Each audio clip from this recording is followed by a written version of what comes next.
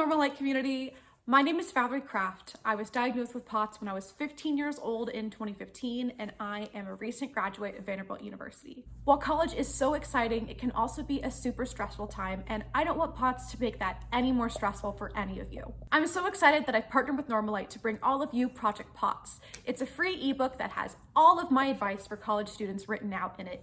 Everything from the accommodations to ask for things like establishing care far before you hit campus. Although I suffered POTS flares at Vanderbilt and there was of course bad days, I still managed to survive it because I had the tools in place, because I had done the prior research, and because I already had a community of support.